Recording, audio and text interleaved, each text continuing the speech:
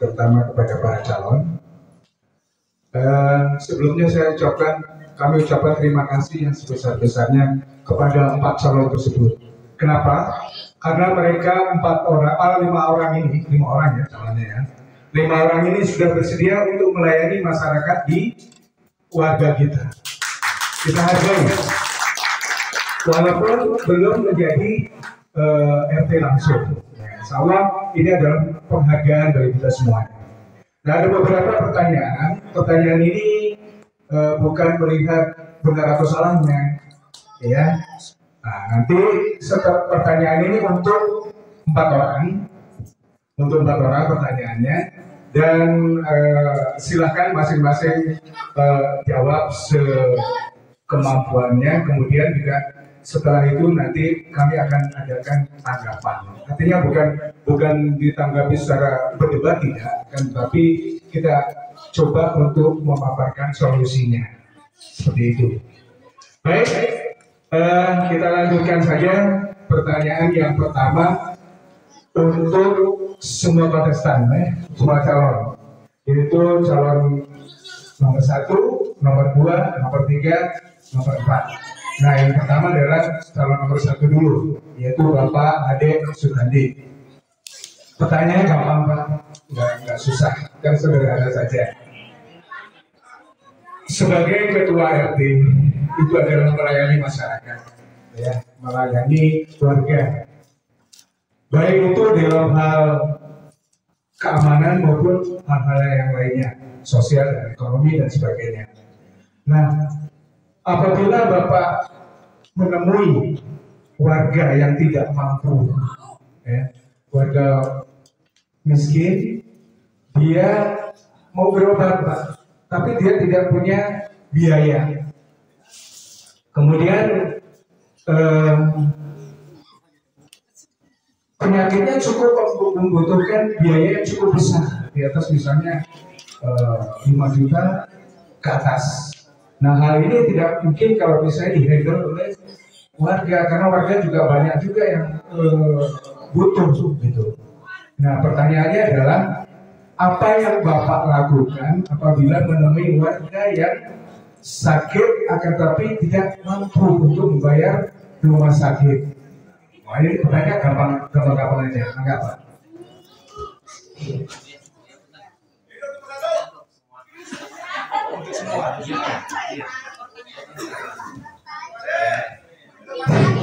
Saya siap membantu semua saya.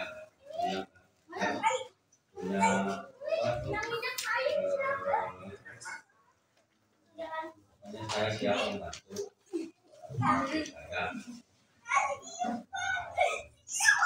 Cukup, Pak Ade? Enggak.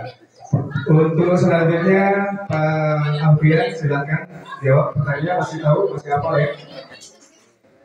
Assalamualaikum warahmatullahi wabarakatuh. Mungkin tadi sedikit terlewat ya. Kebetulan saya bergerak dalam bidang kesehatan. Itu sebuah rencana saya bagaimana menjembatani, membuka jalur antara warga RT 06, diawali dengan puskesmas, nanti rumah sakit, nanti saya jembatani. Adapun segala kendala atau biaya itu sebenarnya kalau warga tidak mampu itu bisa kita upayakan. Dalam artian yang saya tahu itu bahwa ada BPJS untuk warga tidak mampu. Nah, itu sebagai motivasi saya kenapa saya ingin berkarya itu, ingin bahwa saya bekerja di kesehatan, saya bermanfaat bagi warga lebih luas. Terima kasih. Assalamualaikum warahmatullahi wabarakatuh. Terima kasih. Silakan dilanjutkan Pak Dedi. Terima kasih atas waktunya.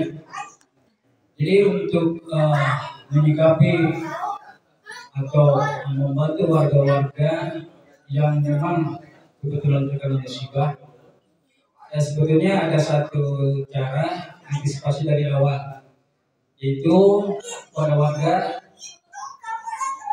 diberi penyuluhan, diberi pemaparan tentang pentingnya kita itu masuk atau terdaftar sebagai anggota BPJS. Itu fungsinya apa? Yang tadi. Jadi ketika seorang warga mendapat musibah, harus dirawat, harus dibantu, dan memerlukan biaya yang sangat atau begitu besar, itu bisa dimulai dari awal, Pak. Jadi kalau seandainya seorang warga katakanlah sakit, dia bisa melalui tahapan-tahapan awal. Misalnya ketika dia sudah punya kartu BPJS, dia bisa berawat ke Paskes 1, puskesmas atau yang dirujuk.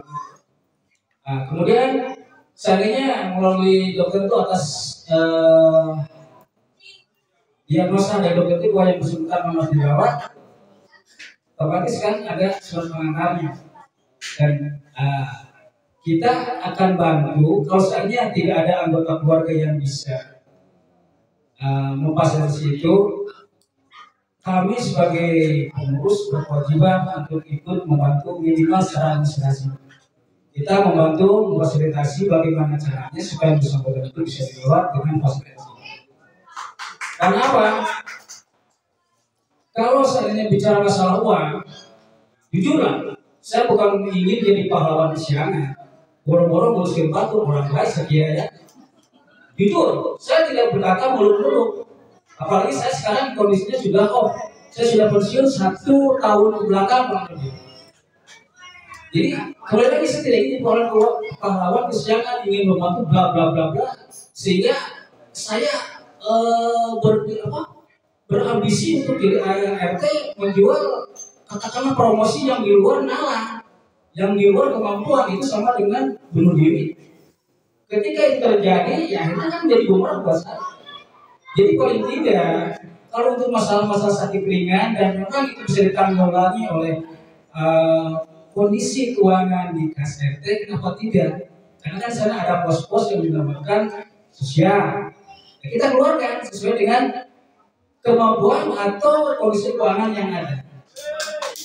Tapi ketika yang bersangkutan memang harus ditindaklanjuti dan dirawat memerlukan biaya banyak, ya boleh buat.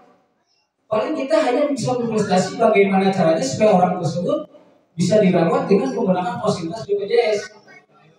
Jadi alhamdulillah dalam kesempatan ini juga saya sekaligus memberi himbauan, mengajak pada warga-warga, ayolah kita sadar ikut asuransi BPJS, dan itu sudah merupakan program pemerintah. Tidak sulit kok, tidak susah kok. Apalagi yang tadinya seorang karyawan atau pegawai baik itu swasta pemerintah kan itu sudah ada di awalnya. Dan kita pensiun, ketika kita pensiun, kita tinggal melanjutkan dengan program mandiri. Itu bisa terus berlanjut sehingga mencegah atau bisa meminimalisir kemungkinan hal-hal yang di luar dugaan, di luar keinginan. Itu mungkin Pak yang saya sampaikan. Jadi sekali lagi saya mohon maaf kalau seandainya masalah tenaga, masalah pikiran, masalah bantuan apapun, insya Allah saya akan berusaha semaksimal mungkin sesuai dengan kemauan saya sebagai ketua RT. Dengan catatan, kalau seandainya sudah berbicara masalah uang, boro-boro bermanfaat. Jujurlah, saya tidak ingin jadi orang kesiangan. Di mana? Saya tidak ingin promosi pembukaan di luar anak-anak yang itu sama bunuh diri. Yang jadi pemimpin, orang lagi ngobrol bla bla bla bla bla, sama terjadi rahasia. Rumah mana? Mati saya. Itu baik pada bapak-bapak dan sekalian. Silahkan. Kalau misalnya sesuai dengan apa yang saya paparkan, maka kalau tidak juga silakan.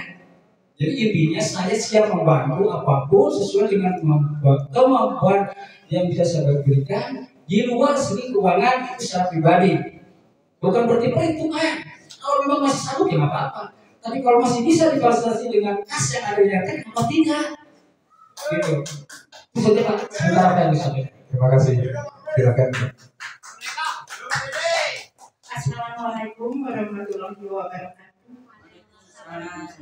Terima kasih atas pertanyaannya panelis yang menanyakan bagaimana sikap saya bila saya sudah menjadi ketua RT 06, ada warga yang tidak mampu, sakit keras, perlu biaya banyak. Pertama yang akan saya lakukan, saya lihat dulu dia sudah punya BPJS atau enggak. Tentunya kami langsung memfasilitasi untuk membuat kartu BPJS. Tetapi itu kan tidak bisa langsung dipakai, begitu bikin nggak bisa. Untuk menanggulangi segera, pertama ya kita dengan sedikit ada uang dari kas yang ada bagiannya untuk kesehatan. Setelah itu saya upayakan dari warga, dari pribadi, dari apa pokoknya diselamatkan. Yang penting yang sakit itu segera diobati, diselamatkan. Gimana caranya? Dengan sepenuh hati menyelamatkan sakitnya itu. Mungkin itu yang bisa saya sampaikan.